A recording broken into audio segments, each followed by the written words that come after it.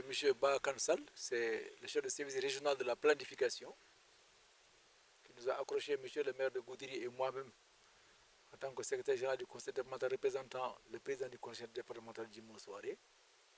Il nous a accroché pour nous demander d'aller vers une journée de reboisement. On s'est retrouvés, on a élargi le groupe avec certains volontaires, les étudiants, l'association CASE des étudiants de Goudiri. Il y a eu également Amnesty International. Il y a eu la SOGED, ceux qui gèrent la propriété de la ville. Il y a eu les eaux et forêts. Et nous avons travaillé ensemble autour de M. le maire pour choisir des sites à reboiser et fixer une date. C'est ainsi qu'on a retenu la forêt internationale, celle qui est en face du tribunal, entre la route nationale numéro 1 et les chemins de fer de Goudiri.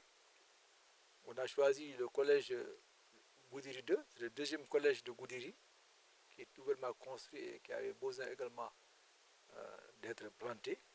Et le centre de santé ici, le centre de santé de référence de Goudiri, pour lequel également on était en train de chercher des solutions et Dieu merci, on a profité de cette journée. Au total, 250 arbres ont été plantés. L'armée également, il faut dire, s'est joint à nous pour la réussite de cette journée. L'armée avait aussi, pour le dire, des reboisements à faire au niveau du camp militaire. Mais ils y sont allés très tôt, le matin, et après, ils sont venus se joindre à nous. Et tout ça a permis d'être très efficace sur le terrain. Une partie de la population de Goudiri également est venue s'associer à nous. C'est un GIE, l'ASC Bundu, l'association des exploitants de bois, les menuisiers bois. Donc tout ce beau monde-là s'est joint à nous. Et aujourd'hui, vous avez vu le résultat. En moins de 2 heures de temps, tout le travail a été fait parce que depuis hier et avant-hier, les eaux et forêts ont anticipé pour mettre déjà les trous, pour forer les trous. Et aujourd'hui, il y avait juste à planter. Retenir également que le chef de service régional des eaux et forêts, le colonel Fall, a quitté Tambacounda pour venir également assister à cette journée, pour venir nous accompagner. Voilà, pour le suivi, évidemment, on avait un jeune de Goudiri qui était là depuis longtemps, qui gérait la forêt là-bas, Mamadou Sissé, qui a été reconduit pour assurer le suivi. Mais derrière, nous appelons les ASC. On nous a annoncé qu'il y a 11 ASC à Goudiri.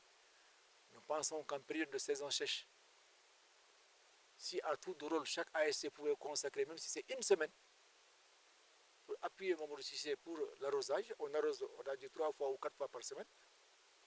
Comme ça, chaque ASC ne reviendra que 3 fois dans l'année. Ce n'est pas pour trop demander. Maintenant, pour le collège, c'est la responsabilité du chef de service, c'est le principal du collège. C'est sa responsabilité qui est engagée. Et pour ici, le centre de santé de référence, pour le moment, c'est nous qui représentons le comité de suivi local, qui sommes responsables de l'entretien de ces plantes-là. Le jour où nous remettrons les clés au service de santé, ce sera leur responsabilité d'assurer le suivi. C'est une question très importante, parce que sans suivi, on risque de recommencer encore à zéro l'année prochaine, ce qui n'est pas souhaitable. Oui, monsieur le maire, il faut que pour l'ordre de l'aide, on y a il faut que les journées nationales de reboisement béni, pour 4 août, on a hatamimbi, hatamin quand même, il y a à Goudiri, ne sort là. Handenon, tembe di capanjo illegal lorama, lora ko rivete forêt international, woni ladde de min gebi, wonde huccinde e tribunal o, ladde nen don ledde lorama don won hen ko wuri won hen ko wurani, ko wurani ko hesitinama e ledde kesse ko de beydama hen.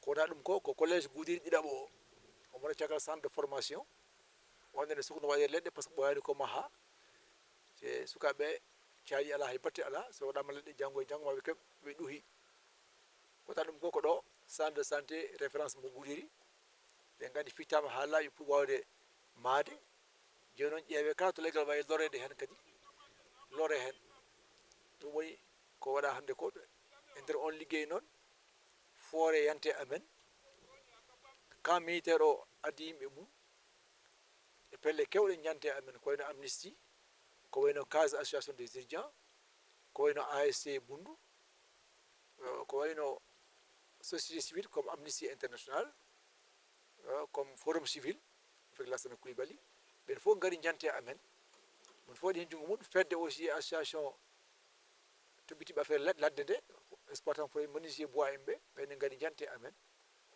ɓen fof ngay tawtiɗo minen ɓe ganduɗa ko minen goni comité de suivi local ɗo.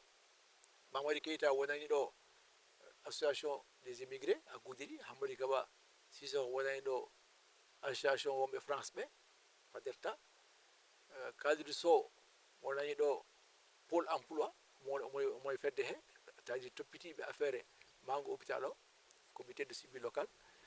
Awa santé naɓe kosi ene mbaɗa he représenté. Samba Guissé woni ɗo représentant des populations en tant que secrétaire exécutif du CDS. Awa docteur Guèye on va représenter les techniciens de la santé. Hande en jiiɗo major makko Diallo ari tawtorama aussi liggey o. Samba Guissé en kamɓe ko Douga Sissoko e monsieur Sy ɓe mbaɗi mo représenté ɗo hande e nder liggey he.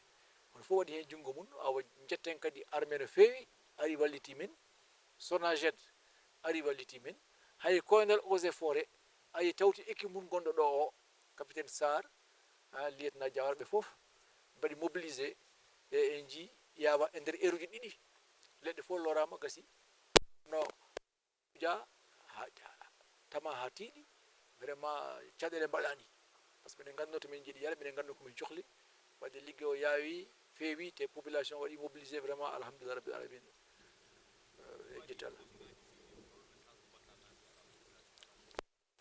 Eyyi hande ko ɓuuri wojje en surtout ko ladde nde, ladde lorande to nde, c'est-à-dire diwa bowal lorangal to ngal ɗon so feewi janggo ko Faro Goudiri national te janggo banguji mbayetto kala waɗa vraiment ko nokku leɗɗe nguura ɓaɗe ɗe goni koye bedda, goni koye bowal e jingira dani so rosaka holmo rosata ɗe, halfinaka waɗaka e nder service saka wiye ko chef de service, waɗa koye dingiral tan dani e bowal. Foti rosde noon ko population fof no hande ɓuuri yakode ko sukaɓe noon ko sukaɓe ganduɗa mbaɗi pelle mumen surtout organisé koyno ASC ji ɗi, sappo e goho ASC e Goudiri. Hay sino ASC fof ƴetti yontere wotere nanni ɗo pour rosgol ngol, caɗele mbatta mono fof yiya hen hoore mum te leɗɗe ɗe nguura. Collège o noon ɓaɗa ko nder collège mbaɗa ko responsable collège ɗo hade men hokkude caabi ɗi santé ko minen goni responsable, ɓaɗa ko minen toppiti mango ngo. Kono somin gayni janggo e janggo min tokki caabi ɗi santé ma mbiɓa ha leɗɗe ɗe toppita ɗe mo wuuri yimɓe garta ɗo ƴeewa holko wuuri hen holko wurani hen, tawi on daraki hen tan min ganda on daraki hen. Donc ɗum nde woni hen yiyande amen. Onon on jarama no fewi, on jarama onon ne Allah yi golle moon, ɗum ɗon koye participation moon vraiment on kolli wonde koye wuuro he jeeɗon, ko hen jeeɗon ononne yalla yoɓon ñamani. Merci. Aleykum mbokk yi seetaan ci Oriental Média ñu ngi leen di nuyu di leen sant di leen yëgal tey si suba si fi ñu nekk nii mu ngi nekk nii fii nga xamante ni mooy centre de santé bu bees bu Goudiri bi. Fii lañ doon amal journée de reboisement, ñu ngi ko doon tàmbale fële ci camp militaire ba ak espace vert bu nekk ci diggante préfecture ba ak chemin de fer ba. Ñu mujjee def reboisement bi fii nii ci centre de santé fii ñu taxaw nii fi nga xamante ni pare nañu reboisement bi depuis 7 heures. Gars yi ñu ngi ci en collaboration avec la jeunesse ak waa SONAGED ak élus locaux yi. Maire mu ngi woon fii nii conseil départemental mu ngi woon fii présenté par monsieur Ella Sow, secrétaire général éli ak waa eaux et forêt ak armée aussi. Ki nga xamante ni mooy lieutenant colonel jóge fële ba Tambacounda ñëw encore féete fi nga xamante ni ci reboisement bi nii. Comme ni ma ko waxee rek ci reboisement bi wax nañ ci lu bëri population bi génn na macha allah, jeunesse bi wuyu na, góor yi jigéen yi mag ak ndaw ñoom ñëpp tey ñëw nañu ci reboisement bi. Ci loolu noonu waxtaan nañu ci li nga xamante ni mooy suivi bi naka la, ndax jëmbat garab dafa baax trop, waaye buñ ko jëmbatee naka lañ koy def ba mu dund ba tey njëriñam population bi mun ciy njëriñoo. Waxtaan nañ ci suivi bi nag population bi moo koy def ak ASC yu nekk ci biir dëkk bi, parce que tey garab bu nekk tey bu ñu jógoon benn semaine ASC bu nekk bu doon jëmbat garab ci biir dëkk bi tey dina doon li nga xamante ni Goudiri dina doon espace vert mi haala e pular bandiraɓe on calminama juurama on jettama hande ko journée de reboisement Goudirnaɓe dawri ɗo noon ɗo woni centre de santé hôpital kesso mo nan toon Goudiri o ko ɗo woni hôpital kesso o reboisement ko ɗo sakkita waɗede ɓe gadi wadde hande reboisement ko camp militaire nde ɓe gayni camp militaire to ɓe jeehi espace vert gonɗo hakkude préfecture o kañum e rayuji o oɗon gandi bayal mawgal nan ɗon ko ɗon ɓe jiiɗi innirde espace vert ɗon fof waɗe leɗɗe